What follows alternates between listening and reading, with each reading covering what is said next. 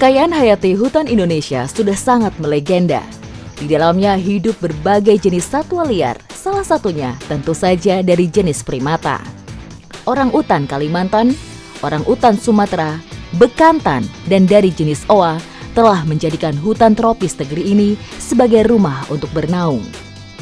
Sudah menjadi tanggung jawab bersama untuk menjaga habitat dan kelestarian mereka supaya kekayaan alam negeri ini tetap mendunia.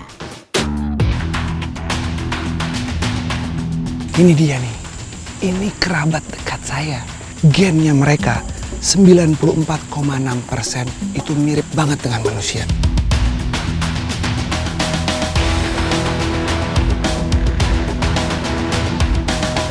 Tahun 1982, Tanjung Puting ditetapkan sebagai Taman Nasional untuk Perlindungan Primata Endemik Kalimantan. Yap, apalagi kalau bukan Pongo Pygmaeus atau orangutan Kalimantan. Kini statusnya juga sudah menjadi salah satu cagar biosfer dunia. Cagar biosfer merupakan suatu kawasan dilindungi karena di dalamnya menyimpan kekayaan ekosistem yang unik, endemik, dan langka. Nah, ini dia nih. Ini kerabat dekat saya. Sedang dalam proses feeding. Oh ya, satu lagi. Kenapa saya harus ngomongnya pelan-pelan?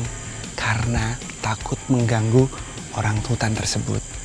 Dan selalu saya bilang kerabat dekat. Gennya mereka 94,6% itu mirip banget dengan manusia. Itulah alasan mengapa kita tidak boleh bersentuhan langsung dengan orangutan. Kesamaan gen yang lebih dari 50% membuat kita rentan terserang penyakit yang ada dalam tubuh orangutan. Begitu juga sebaliknya. Tak hanya gen yang hampir sama, cara mereka mengajari anaknya makan dan melatih supaya bisa bertahan hidup di alam benar-benar seperti kita.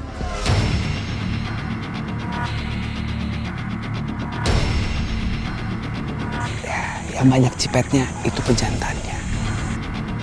Meski menjadi rumah bagi orangutan, ternyata memang gak gampang untuk melihat mereka hidup di hutan. Sifatnya yang pemalu membuat mereka cenderung menghindar dan banyak bersembunyi di lebatnya dedaunan. Marau namanya Pak kalau untuk kami di sini. Jadi itu dimakan orangutan buat protein bagi tubuhnya. Oh gitu? Iya. Orangutannya tetap belum ada, tapi saya ketemu sama makanannya. Jadi orangutan itu tidak hanya makan buah-buahan, dia juga makan ulat untuk protein. Tuh, ulatnya lagi naik di atas. Selain menjadi sumber protein hewani buat orangutan, munculnya ulat marau juga menjadi pertanda perubahan cuaca. Ulat satu ini muncul ketika menjelang musim kemarau.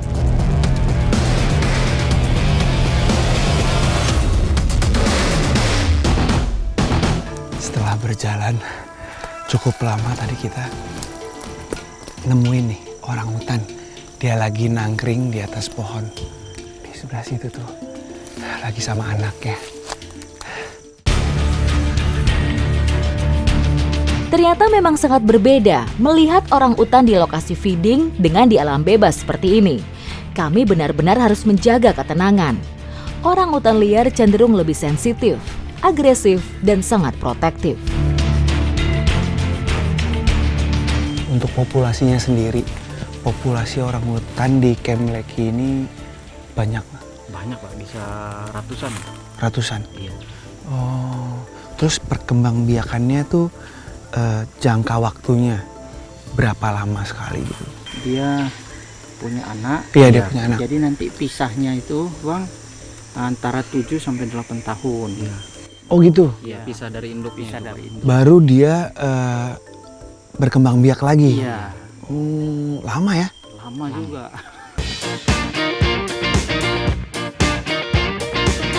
Pada dasarnya, mereka akan cenderung menghindar jika merasa terusik. Saat membawa anakan, induk orangutan akan memberi bekal cara bertahan hidup ke anaknya. Mulai dari mencari makan, minum, bahkan sampai cara membuat sarang untuk beristirahat. Daya ingat yang kuat membuat orangutan sangat lihai dalam pemetaan habitatnya dan belajar hal-hal baru. Bang Dian. Dari tadi orangutannya pas Pas kita mau tinggalin dia cabut-cabut dahan. Itu mau bikin sarang kayaknya, Pak. Hah? Mau bikin sarang. Oh gitu? Iya. Itu udah mau tidur. Oh, Mana, Pak? Oh iya itu. Iya, saya baru gitu. iya betul. Iya betul. Mau bikin sarang. Jadi pada saat orangutan itu mau tidur, dia biasanya ngambilin batang-batang daun untuk dijadikan kasur buat sarang bermalamnya dia.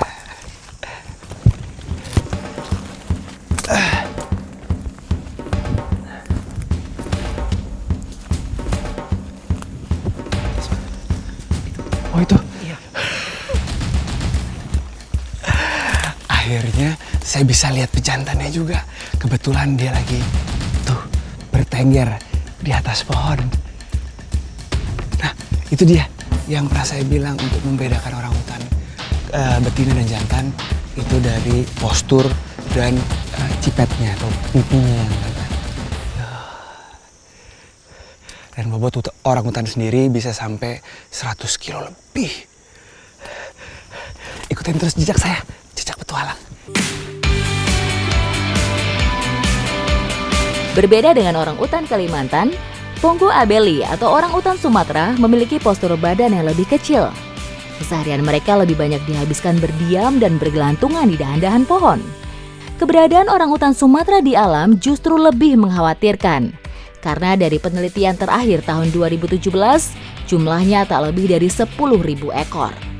Habitatnya pun sudah sangat terbatas. Salah satunya tentu saja di lokasi petualangan saya kali ini. Lihatlah wajah lucu 2 ekor orangutan mungil ini. Sungguh menggemaskan, bukan? Mereka Didi dan Ramadhani, primata termuda di Pusat Konservasi Orangutan Yayasan Ekosistem Lestari Sibolangit, Sumatera Utara. Ini namanya Didi, ini umurnya 1 tahun, dievakuasi dari Aceh. Memang setelah saya lihat sendiri, baby orangutan itu lucu sekali, menggemaskan. Gak heran banyak yang suka. Tapi mirisnya dalam jual beli orangutan, justru baby itu yang paling sering dicari.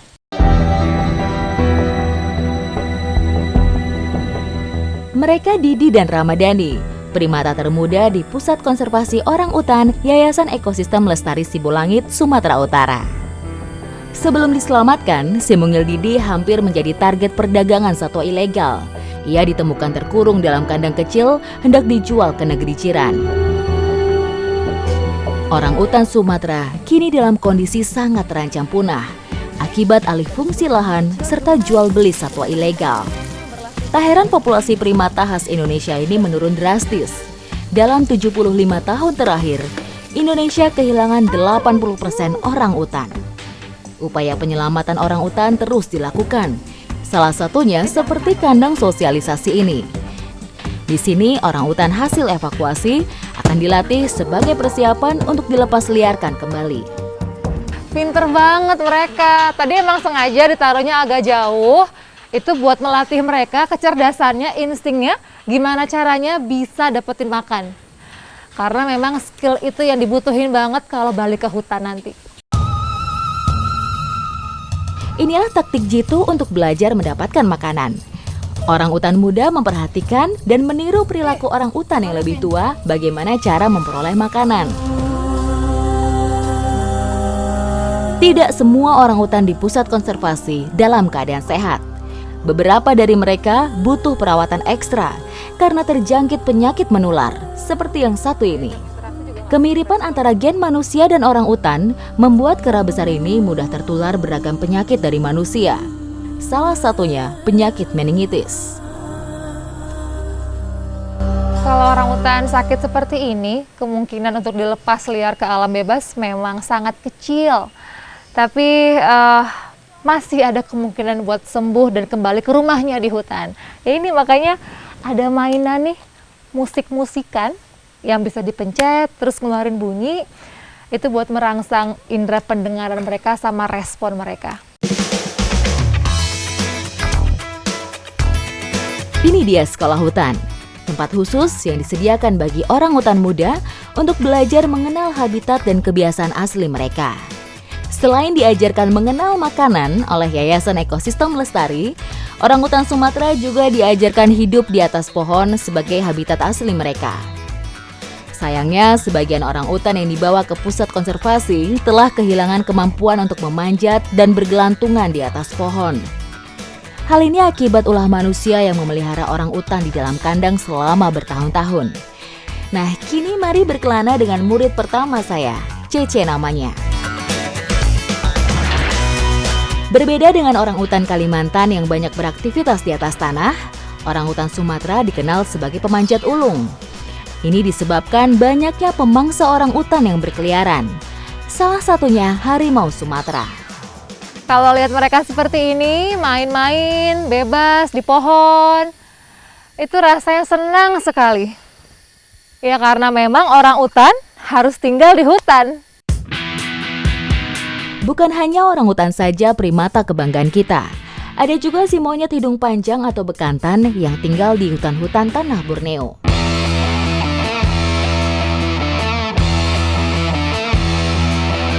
Bertualang ke tanah Borneo memberi saya pengalaman seru melakukan rescue satwa endemik Kalimantan, bekantan. Turunnya populasi bekantan akibat perburuan dan daya dukung habitat yang rendah menggugah pecinta satwa untuk menyelamatkannya dari kepunahan. Saya dan teman-teman dari Sahabat Bekantan Indonesia sekarang lagi ngelakuin patroli yang rutin dilakuin 2 minggu sekali untuk lihat kondisi bekantan di beberapa pulau. Emang sebagai maskotnya Kalimantan Selatan, bekantan tuh harus dilindungi. Bekantan hidup di rawa-rawa, di mana terdapat makanan berlimpah, seperti di Pulau Bakut, Kalimantan Selatan ini. Namun pulau seluas 15 hektar ini mulai kehilangan daya dukungnya. Pohon rambai sebagai tempat hidup sekaligus sumber makanan utama bekantan telah berkurang jumlahnya. Primata yang dijadikan maskot Provinsi Kalimantan Selatan sejak 1990 ini telah masuk dalam kategori terancam. Artinya, keberadaannya diambang kepunahan. Di depan saya, ini mereka udah mulai pada ngumpul satu persatu ke pohon yang paling besar ini. Besar-besar banget ukurannya, gemas. Satu kelompok, sekarang saya baru lihat ada sekitar 5 bekantan.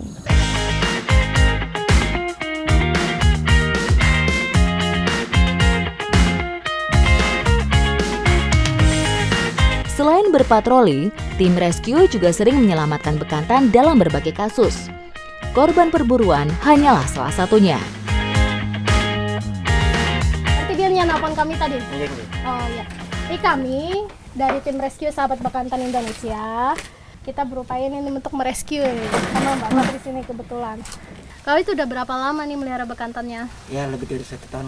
Ini kalau kita lihat bekantan yang mau direscue udah jinak sekali tuh. Tangannya udah bisa berinteraksi sama manusia. Bahkan ada orang asing, saya sama teman-teman dari Sahabat Bekantan datang, dia baik-baik aja ya. Nggak melawan, nggak teriak, nggak marah gitu. Jadi memang harus kita rescue, kita usahain lagi supaya sifat liarnya, perilaku primatanya keluar lagi supaya dia bisa survive nanti ketika dirilis. Nasalis larvatus merupakan satwa yang sangat rentan stres. Jika kondisi ini tidak cepat diatasi, maka akan mengganggu kesehatan, yang pada akhirnya berujung kematian.